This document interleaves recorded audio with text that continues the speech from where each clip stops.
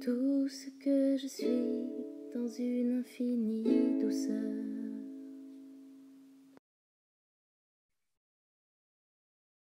Mais on est tellement collé à notre film, au film de notre vie, qu'on pense qu'on est ça. Mais nous ne sommes pas ça. Et quel que soit notre film, quelle que soit notre histoire, quel que soit notre vécu, c'est OK. Il n'y a rien qui aurait dû être différent de ce que ça a été. La chose principale, c'est que je me souvienne que je suis ça, de revenir ici, de prendre vraiment du recul, de la distance avec ça et de voir que c'est dans l'histoire que ça s'est passé. Et ce qui s'est passé dans l'histoire, ben, ça s'est passé. C'est dans la trame du film. Mais qu'au-delà de cette trame du film, il y a ça, cet élan de vie qui porte ça et qui en est totalement libre ici maintenant.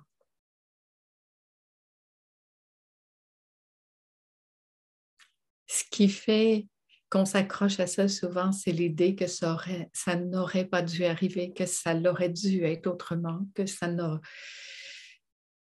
pas eu lieu, que ça soit dans ma vie. Mais ça l'a été là. Et tant que je résiste à ça et que je veux que ce soit différent de ce que ça a été, tant que je veux changer ça, quelque part, je continue de nourrir ça, d'entretenir ça, de tenir ça, de le saisir et de le garder vivant. Quand en fait, toutes ces histoires-là, très souvent, se sont passées dans le passé qui n'existe plus. Ça n'existe plus, mais moi, je le tiens encore ici.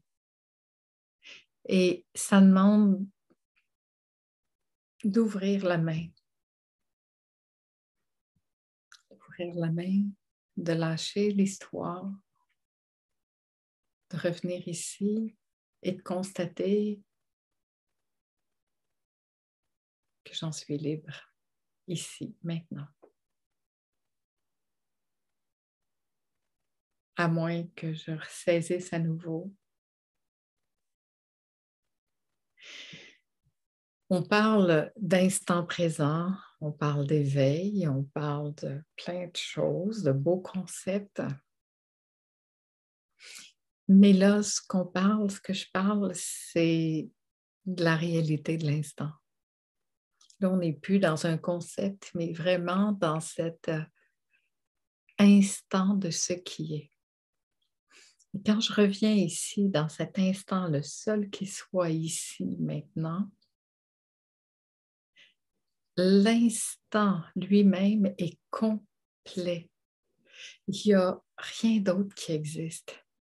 Tout ce qui est passé n'existe plus à moins que je continue de le faire exister ici. Puis tout ce qui vient peut tellement toujours changer selon ce qui se passe ici. Et là, je ne suis pas en train de dire que le passé n'a pas existé puis que ça ne s'est pas réellement passé, mais ça s'est passé dans l'histoire.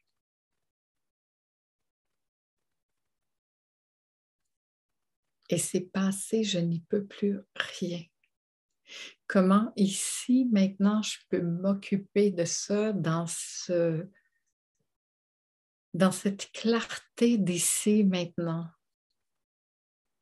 De ramener ma tristesse, ma peine, ma blessure, ma colère, peu importe ici, maintenant, puis de m'en occuper ici. Pas en référence à ce qui s'est passé, qui n'aurait pas dû être comme ça. Puis là, on sait bien qu'on peut repartir dans l'histoire tellement facilement. Mais dans le ici, maintenant, de qu'est-ce qui se passe ici, maintenant? Qu'est-ce qui est resté ici? C'est à moi là, d'en prendre soin, ça. C'est à ça, en fait, à moi de remettre à ça, à l'amour, à la vie, à ce grand mystère du vivant, puis de voir que ce que je suis profondément, ce que nous sommes profondément, là, n'a jamais été touché par ça, quelle que soit l'histoire. Ce je suis véritable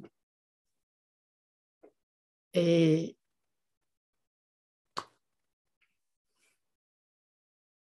intouché.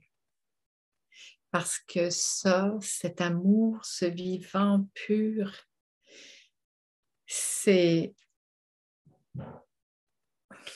cette fréquence de vie qui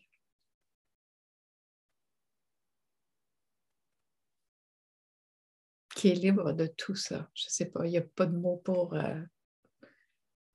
Mais je sais que vous pouvez arriver à sentir ça, puis qu'à la fois, il peut y avoir tellement de blessures et de réactions du personnage qui dit « Non, moi, je ne veux pas! » Puis ce désir de s'accrocher à ça, puis ça n'aurait pas dû arriver, puis c'est de la faute d'un tel, puis ta. Mais qu'on puisse voir que tant que ça continue de faire ça, c'est nous qui nous blessons nous-mêmes. En fait, ce qu'on reproche aux autres d'avoir fait, nous, on continue de le faire.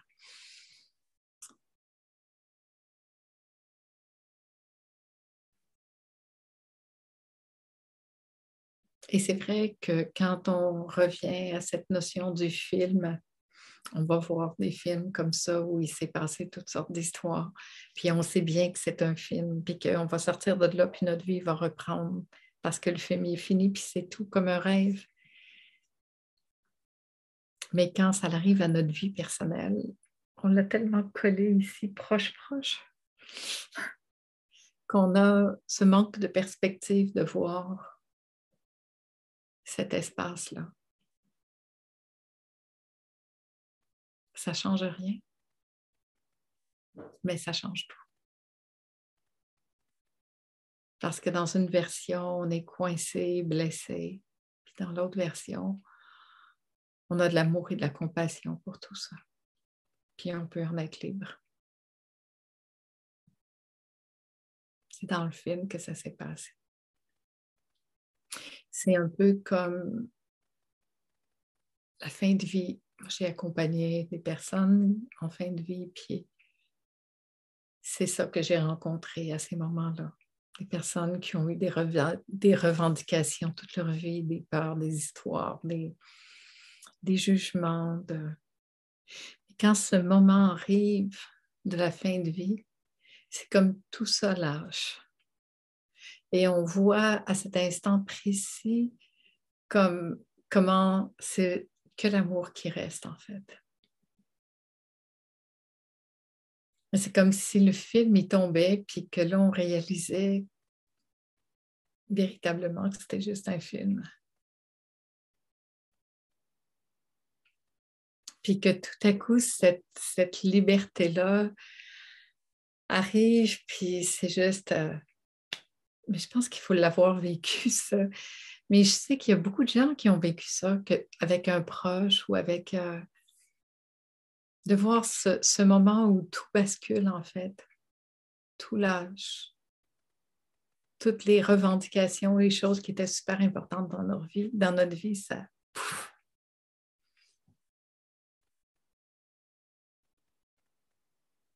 Je pense à ce moment-là particulièrement à ma mère qui était comme une femme très volontaire, très rigide, elle avait beaucoup de frustration, elle était beaucoup comme ça dans son corps même.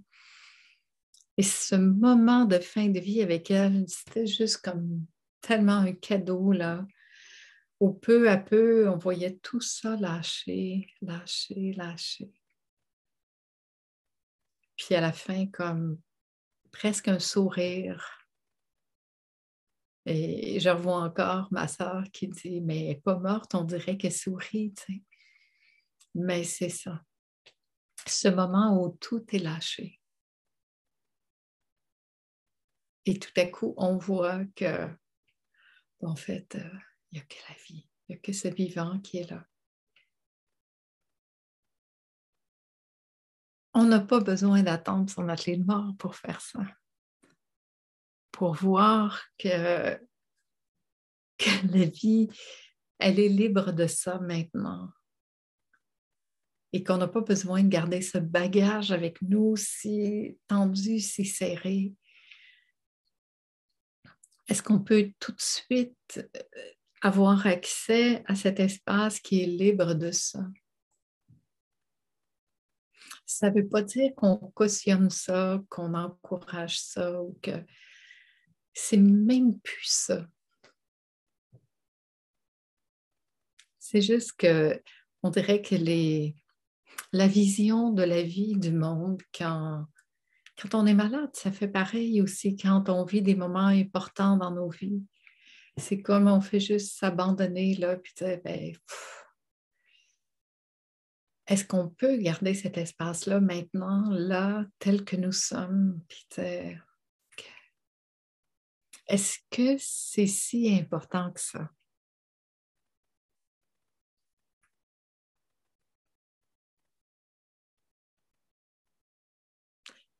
Est-ce que ce serait possible de lâcher le morceau maintenant,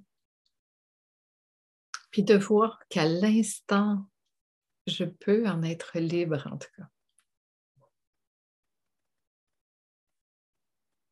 Imaginez la vie sans toutes ces rancœurs, ces histoires qu'on veut accrocher encore. En fait, on passe notre vie à se dire, ouais, mais si j'étais libre de ça, si ça s'était pas arrivé, mais c'est arrivé. Alors maintenant, si moi je le lâchais là maintenant,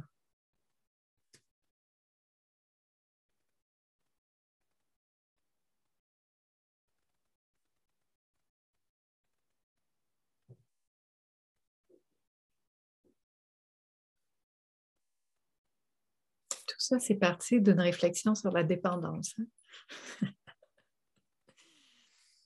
Mais en fait, ce qu'on peut voir là-dedans, c'est qu'on est dépendant à nos propres jugements de ça, à nos propres idées de vouloir avoir raison, de vouloir se dire que c'est pas nous, que c'est l'autre, de pouvoir se dire que ça aurait pas dû être comme ça, que c'est pas de notre faute. Mais on s'en fout que ce soit la faute de qui que ce soit. C'est pas là que ça se passe. On est en train de vouloir, avec tout ça, se justifier tout le temps, mais est-ce qu'on peut venir voir nos propres dépendances, nos propres blessures, puis juste dire OK.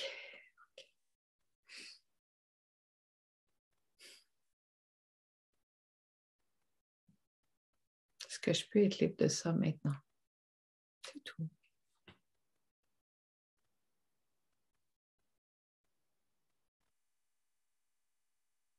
La liberté, c'est ici que ça se passe.